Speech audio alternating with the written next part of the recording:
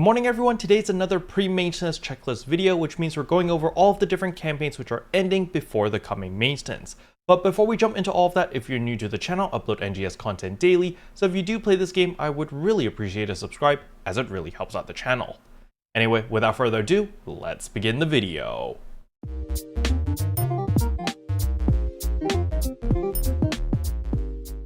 So the very first thing I want to go over is, of course, the keyword. The keyword is Arks, all in capital letters, _ Ojisan _ rescue.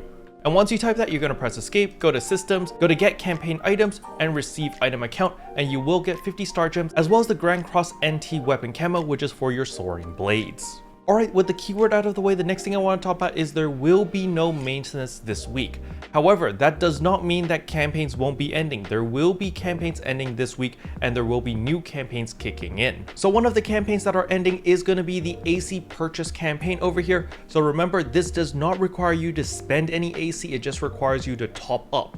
And if you top up $120, you do get an SG Legacy coordination badge for hair, so that will allow you to actually pick any hairstyle that you want from previous SG scratches. It's very, very nice. Another thing ending is the exotic summer night AC scratch. So if you did want this swimsuit, you might want to pick it up as soon as possible, because once this goes away, I'm pretty sure the prices of these swimsuits are probably going to go up. Now that we've covered the things that are going away, we need to talk about what is coming in right after the maintenance. So we are getting a rerun AC support scratch, so that means our XD capsules are going to be obtainable through the AC scratch again. So if you've been thinking about buying any XD capsules for your endgame gear and you're thinking about buying them now, please do not buy any of them yet. Wait until next week, because there's going to be a huge surge in supply and the prices are going to go back down. So please wait for the AC support scratch to kick in before purchasing any of your XD capsules. You're going to save yourself a lot more meseta that way.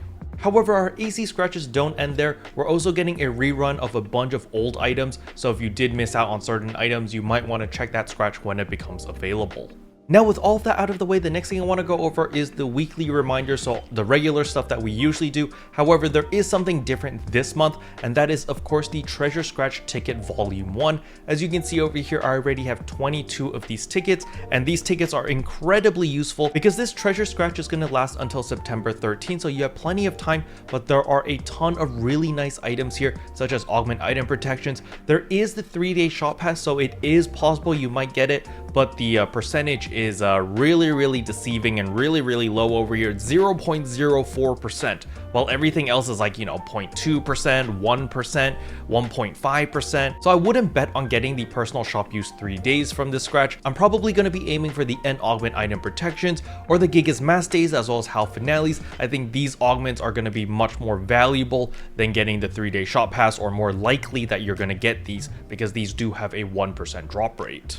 But that of course brings us to our daily, where it's clear quest 1, 2, and 3. In my previous video, I did make an oopsies over here, and I said you can just do any quest. However, that is not the case. You have to do very specific tasks in order to get these tickets. So the easiest way is to simply run yellow triggers, because every completed run of a yellow trigger will count as completing one of the quests. So you simply run it 3 times and you're done for the day. Very easy 3 tickets. However, you can also do urgent quests, as well as La Ciel Exploration, as well as Ordinal Tower or Cannonball Rumble. There's a lot of different quest types that you can actually do, so basically just run any of those. I recommend probably La Ciel Exploration, since that's a daily, Yellow Triggers because that's also a daily, because we have a new campaign which actually gives you 5 yellow triggers for running a yellow trigger, so essentially it's free. And then you can also do urgent quests whenever it pops up, since we do have that campaign that you could run 2 urgent quests back to back, and all of the mobs actually have 30% less HP in the urgent quest, so all the urgent quests are going to be super duper fast. Another incentive of why you should do the urgent quest is because urgent quests actually reward you 2 treasure scratch tickets as well. So yeah, you're very heavily incentivized to do urgent quests as much as possible, because you're just going to get a ton of these treasure scratches. Now again, I just want to emphasize that the treasure scratch value isn't just the prize pool itself, because as we saw, it's like 0.04%, 1%. The chances are relatively low, but you do get guaranteed rewards over here in the scratch count bonus. As you can see over here, after 15 scratches, you are guaranteed this pristine force weapon camo. At 20 scratches, you get 10 star gems. You get building parts at 30 scratches, you get more star gems. So basically all you want to do is you want to focus on getting all 100 scratches over here so that you get the SG Legacy Coordination Badge pose, which is going to let you pick any pose that you want from previous SG scratches. This badge over here is incredibly valuable. Now there's also a weapon camo over here, the Nebulous whatever. This weapon camo is also extremely sought after because it applies to every weapon except for the Harmonizer, unfortunately. Now with that out of the way, the next thing I want to talk about is the Geometric Labyrinth. This is the Arks Records for this week, so make sure that you actually run it once so that you get the participation reward of 20 badges, just in case you need more Arms Refiners too, because remember, you can exchange for 2 Arms Refiners too every single week with your 20 Arks Record badges. So you want to make sure that you participate in the Arks Records so that you get your 2 Arms Refiners every single week. This is the easiest way and the most painless way to get your Arms Refiners because it's 2 every single week, and you don't need to grind and nuisance plan and pray to RNG that you get it. Simply just get your 2 Arms Refiners 2 every single week, and it does add up incredibly quickly, and you will be able to limit break all of your gear. Basically, you're saving up for your 9-star rarity weapon, or you're saving up for your Octo Armors. Basically, Arms Refiners 2 are always going to be valuable. You can never have too many of them, so it doesn't hurt to have more of them. The next thing I want to remind everyone is, of course, the Aegis Integra exchange over here. Scroll to the very bottom.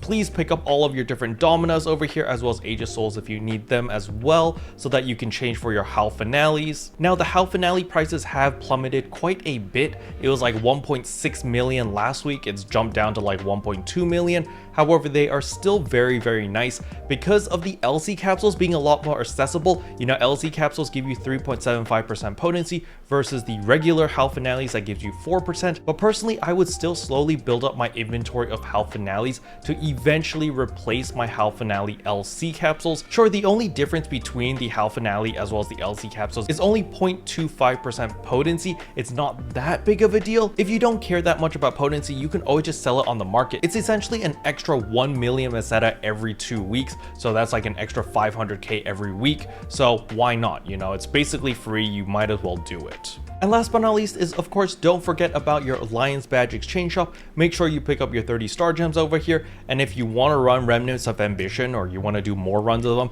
you can always pick up these triggers as well. Now, you could also sell these triggers, however, they're not going for a lot of money on ship 2. It's only like 10,000 meseta each, so there is that. Special thanks to all the members for supporting the channel. It really means a lot to me.